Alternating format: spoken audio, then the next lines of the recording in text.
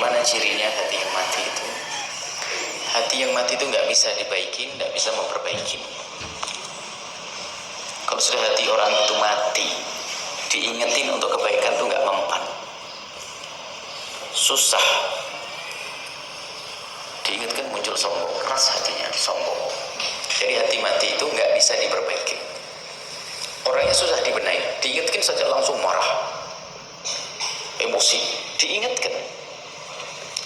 Dengar nasihat tidak akan masuk ke hatinya karena keras hatinya. Itu hati yang keras dan mati. Kemudian setelah itu hati ini tidak rindu memperbaiki. Ngelihat orang lain maksiat itu cuek saja, nggak pernah terenyuh. Lihat tetangganya berzina, tetangganya mabuk, ya cuek saja. Sehingga lihat orang itu tidak berguna, nggak ada kiat untuk berkiprah dalam berdakwah, berjuang, membangun orang, nggak ada. Ya itu saja hidupnya. Dibenalu dia ganggu orang lain, dibenahi nggak bisa, susah. Makanya orang kalau tetap keras hatinya, semakin keras, semakin kuat membuat kerusakan di muka bumi. Kuncinya di dalam hati ini, hati yang harus kita benahi setiap saat. Dan hati itu, kata Nabi itu,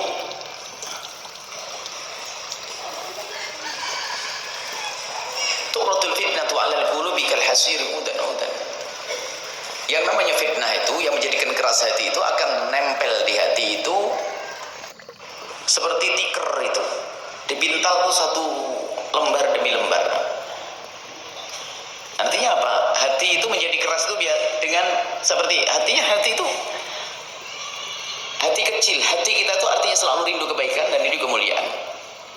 Cuman ada fitnah yang masuk ke dalam hati, yaitu kemaksiatan. Jadi kemaksiatan seperti pintalan tikar, jadi nempel satu. Makanya maksiat semakin hitam gelaplah hati itu. Makanya menjaga keras hati adalah biasa kita dengan kemaksiatan atau cuek kita dengan kemaksiatan untuk diri kita sendiri. Tidak pernah air matanya itu membersihkan hatinya. Air mata tangis itu membersihkan hati, tobat. Nah, makanya orang keras hati seperti itu. Sehingga Nabi mengatakan apa? Al-kibru, kesombongan di dalam hati itu adalah batarul haq. Kalau diingatkan nggak bisa nerima. Lihat, biarpun dia katanya alim, nggak bisa baik. Sombongan susah, karena sombongan itu hatinya keras, sehingga dikasih petua kayak apapun mental. Yang nasihati, makanya ada orang sebagian kalau nasihati harus orang lebih gede dari dia, orang hebat. Nah, ini orang sombong. Kata Imam Ghazali, ada orang sombong nggak bisa dibenahi, susah. Orang sombong, santri sombong nggak bisa. Coba lihat, semakin tawadhu'nya santri semakin besar ilmunya. Santri mau ngatur guru, sampai santri bikin resah guru, keras hatinya, mau patuh, susah, nggak ada dapat ilmu. Kemudian sisi lain, biasakan hati Anda itu hidup di saat melihat orang lain yang dalam maksiat. Mungkin kita harus menitikkan air mata di tengah malam karena kita melihat tetangga kita bersudi atau minuman keras. Kalau hati Anda cuek, bebek, nggak pernah peduli, sebetulnya hati Anda mati, nggak bisa merasakan musibah yang menimpa orang lain. Mati hati, cuek saja. Lihat tetangganya tidak sholat Jumat, lihat tetangganya tidak puasa, bahkan lihat karena cueknya itu nggak sadar pembantunya di rumahnya pun juga nggak puasa, nggak sholat. Cuek karena hatinya mati, nggak ada kerinduan dan tidak selamat, tidak menyelamatkan orang seperti itu. Maka rugi kalau Anda duduk dengan orang yang mati hatinya, karena dia tidak pernah rindu untuk membenahi Anda.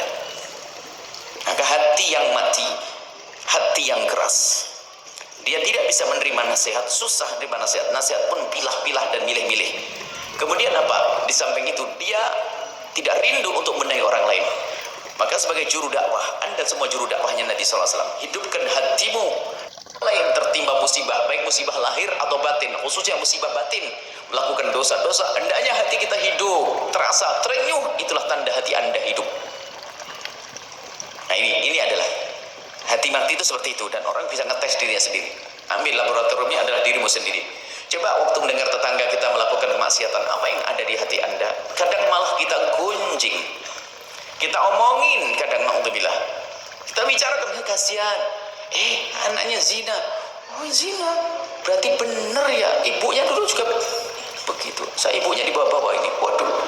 Padahal dari majelis, di majelis ilmu ngomongin orang, model apa itu? Neraka itu, orang ahli neraka masuk majelis.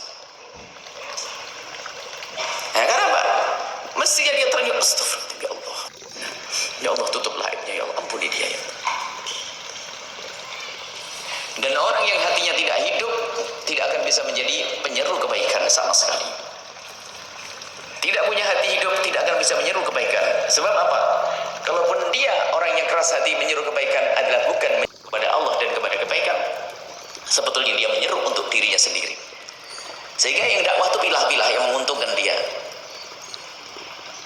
Sehingga menguntungkan dia saja urusan dunia. Kalau tidak ya malas.